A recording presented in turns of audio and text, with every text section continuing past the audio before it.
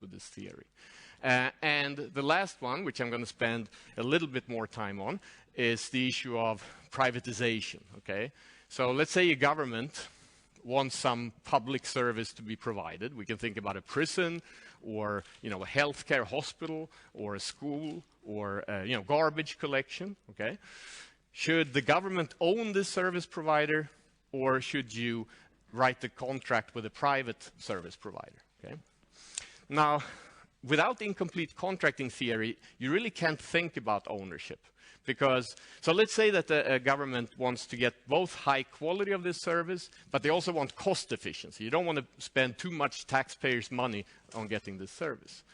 So you have these two goals. Now let's say you could measure some quality and you could measure costs. Well, then you would just write a pay performance contract that gives, pays the provider more if quality is high and costs are low, and less otherwise.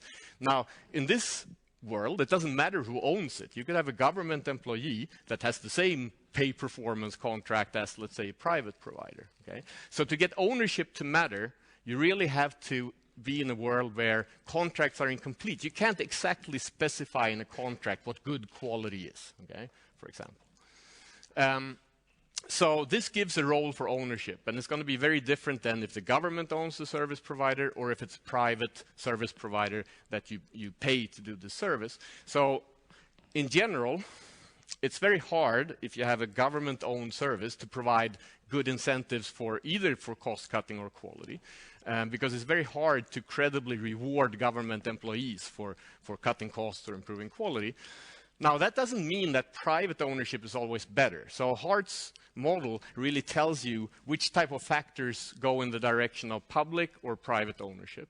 So, for example, in a situation where cost reductions can really hurt quality, okay, well, that would push you more towards public ownership.